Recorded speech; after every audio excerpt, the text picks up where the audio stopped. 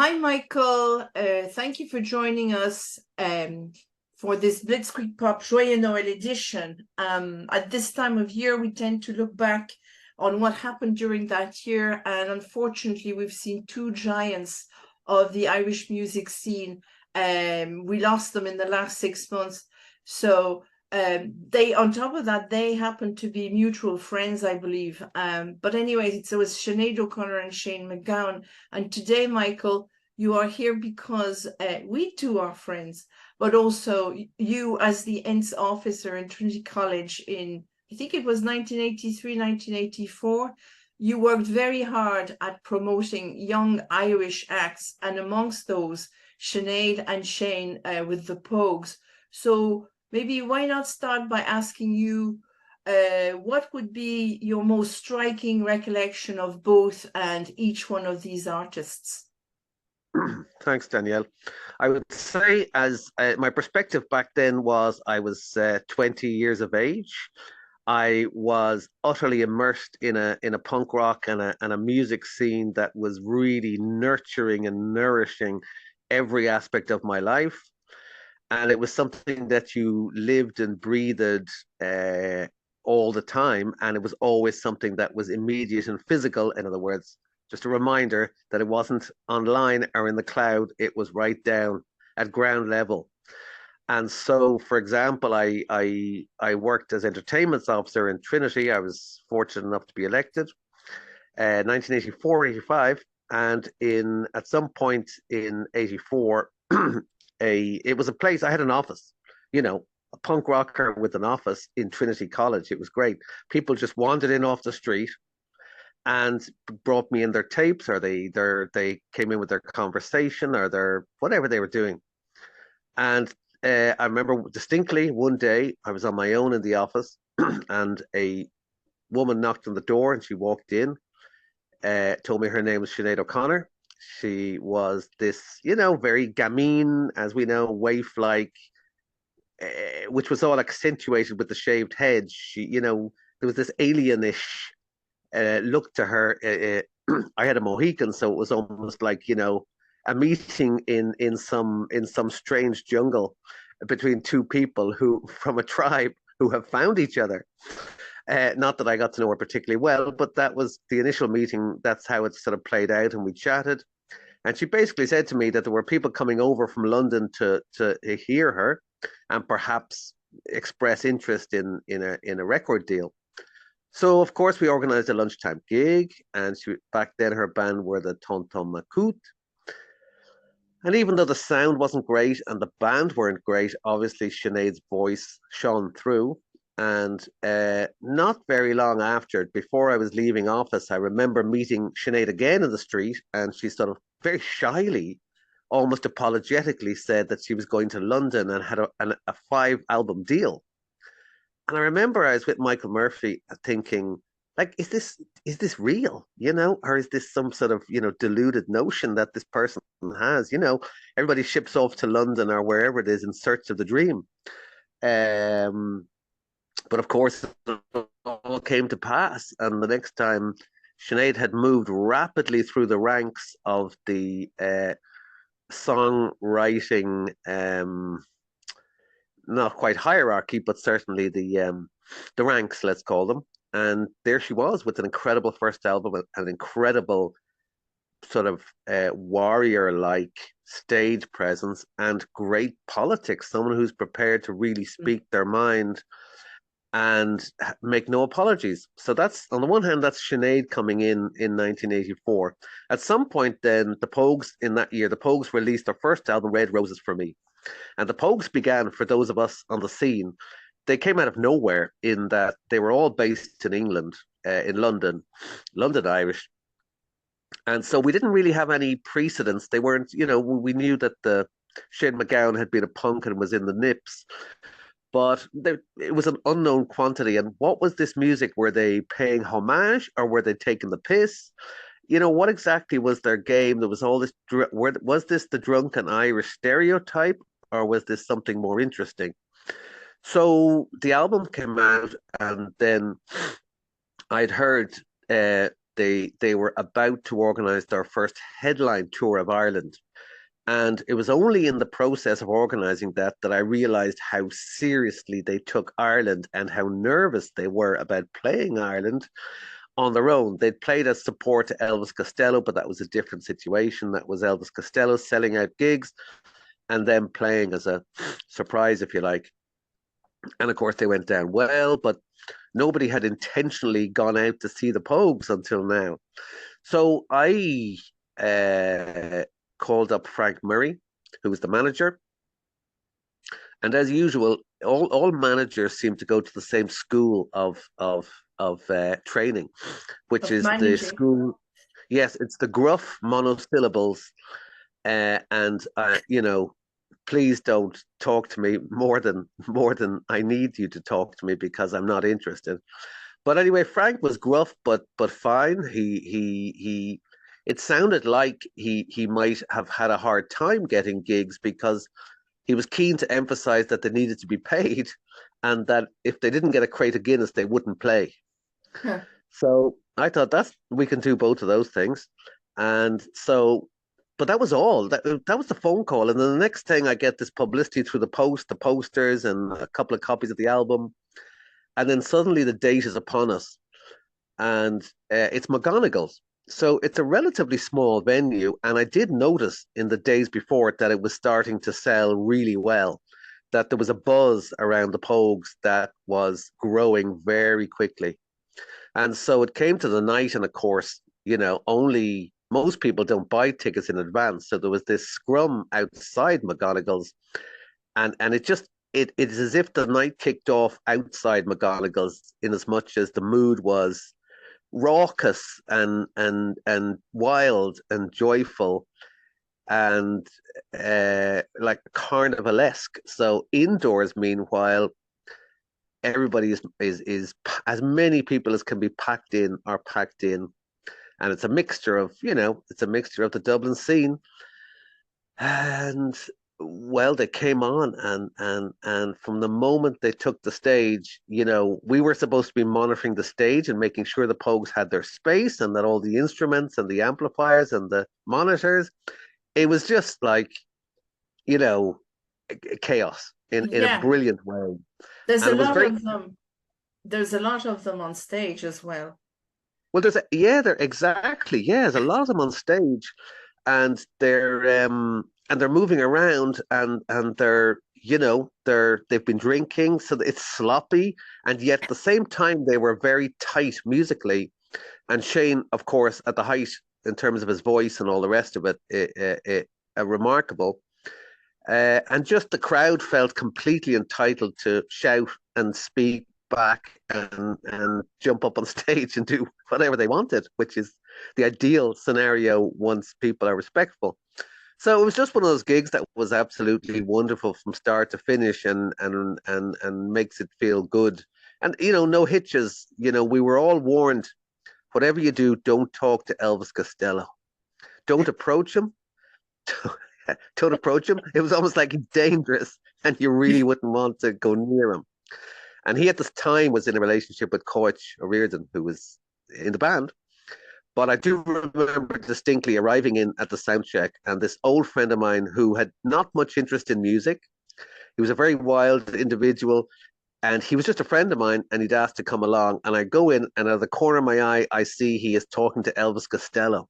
And I'm really worried about how this is going to end up. But they end up talking for about half an hour very happily, and then I don't even know if he knew who he was, if he knew who Elvis Costello was, but that probably was what made it okay. So anyway, that's a long way of saying the Shane Sinead axis of hope and joy began in 84, 85. And it really, for me, their songs, they're a wonderful complement to each other, which is why their duet Haunted works so amazingly well, in that they kind of have, it's almost like they're two parts of this Irish consciousness, and the lyrics of both of them managed to embody this is, I think why we got so attached to them, is that they embodied this quality of Irishness that was excluded and suppressed and not spoken about very much, and yet we all knew it was a desperately important part of our psyche, whether it's the famine, whether it's the exile abroad, living on the streets, and so on and so forth. It's the dirt, the filth, and it's also the joy and the companionship, and all those things are wonderfully embodied in their songs, and at the same time in their beings. It was very clear how troubled as well both of those individuals were throughout this time. And I Frank Murray, anyway, I mentioned the manager Frank Murray, and after the gig, we were very friendly. I went over to visit him in London. He was unusual in that he was a family man, and he was an interesting guy, and he was very interested in Nicaragua and Central America and things that I was interested in. And I met the band through him, and there was talk of doing the film project and being involved, which I ended up going my separate way. But I do remember at a certain point from the late 80's that I remember being in Shane McGowan's company, but really feeling at a loss as to how you might converse. It was just it was and there was an absence there that, obviously I was on the outside, but increasingly it became a scenario in which Shane was being sort of dragged along with great reluctance because they had managed these incredible albums. And I think what made them really shine is the fact that all the musicians were as good as Shane. They were doing different things, but the band, the instrumentals, you listen to the album and Shane's lyrics and that, but then the instrumentals would really pack such a punch and so powerful on their own. As a standalone instrumentals, they were just absolutely amazing. So it made them a very rounded group. Just as Sinead collaborated with so many amazing people, that her voice and her arrangements, which she often did herself in her production, were really big. There was like a big, bold sound there. And they also broke through all those frontiers because, the Pogues weren't just a punk or just a trad band. And Sinead was digging into so many musical fountains and traditions. Yeah, I absolutely, I'm listening to you there. You've answered quite a lot of the questions I was going to ask you, which is not a problem at all. But I'm reminded of the fate of the Irish artist and Jonathan Swift, the two, when you were talking there, you were talking about trailblazers, but also iconoclasts. And to me, it's what, and mental health. So to me, this is what Jonathan Swift always represents, Ireland at its best, and it's the kind of a paradoxical relationship to its own culture, to the Irish culture, which is both we love it and somewhere we find it something that is, it's a trap. And I think Irish music, the Pogues were really trailblazers because they made Irish music really exciting for a lot of people who wouldn't have dreamt of listening to Irish music, trad music. And I think in the case of Sinead, you could see how much attached she was to her Irish roots, because she kept on producing covers of many traditional Irish songs as well, and making them her own. I'm thinking about He Moves Through the Fair, for example. But what do you think about that? And also the last bit you were saying about Shane. I'm a big fan of the Beach Boys. I'm a bit reminded of the fate of Brian Wilson when maybe towards the end of his career he's being dragged along by interested parties. Do you think that's I don't think Sinead ever fell into that, despite all the issues. I don't think people were able to manipulate her, or I don't know. What's your opinion on that? Yeah, just to go back to the first point you raised about Sinead and the tradition, I think it was lovely at some point when she released the album and Sean Nos Nua, and it was a very clever title because Sean Nos is an old tradition, and that's the singing, the unaccompanied singing tradition, but she called it Sean Nos Nua because Sinead always brought something new. to bear on the tradition, because a tradition that stands still runs the risk of withering, whereas a tradition that evolves with time, as time changes and embraces other things, without fear, is something that's really alive. And so there's a generation of people who heard these songs like O Roche de Vahawalia, which they might have heard at school, and they would have thought, what a moldy old songs for moldy old Irish traditionalists. And, we're about something else that's fresh and new. So she managed to sort of be a bridge for us in that way. And so were so was Shane McGowan. I mean, you look at the Pogues, they have, the top Uilleann pipers. They brought on very respected trad musicians on board, and those trad musicians, worked with the Pogues because they recognized something in the Pogues. I think you mentioned the trap and the arts in the trap. I think also what Sinead put her finger on, and what Shane embodied, but Sinead actually managed to speak to more directly, was this idea of the trauma, the Irish trauma, how it's been carried through the generations, and how that will not resolve itself until we take it out of the box, look at it, and sort of have this sense of a national, I don't know if you call it a national conversation, but working those issues through in a holistic way so that you move beyond them, because that's where the alcohol and the sedation and the despair and the melancholy are coming right out of the ground under our feet. I live down the road from a famine road where where people worked from 6 a.m. People were hungry and weak, had to work from 6 a.m. to 6 p.m.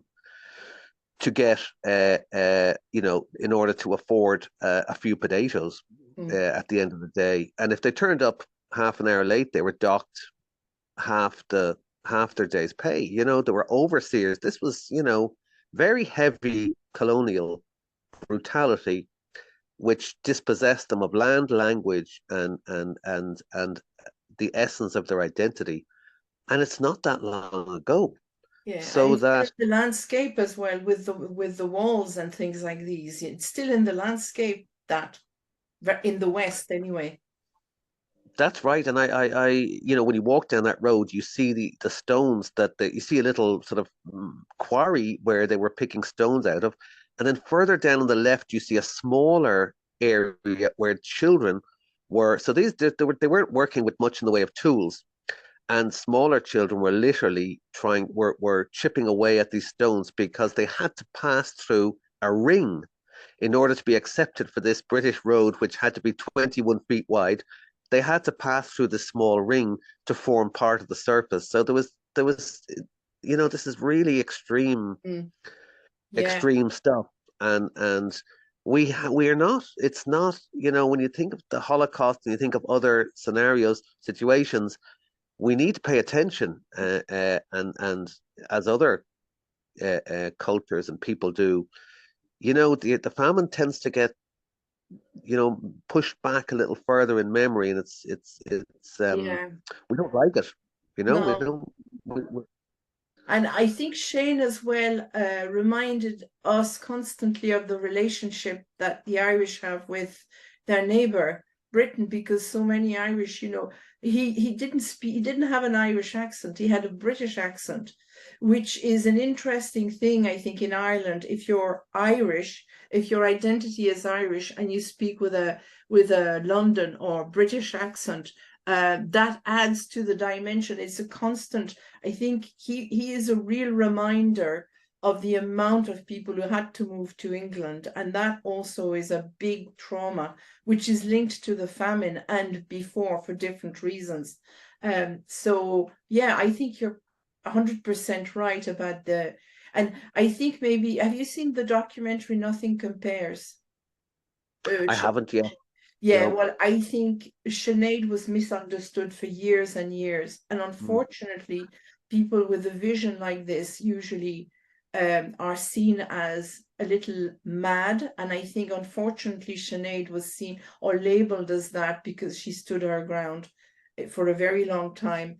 And she had so much more wisdom than the people who were, critiquing her constantly.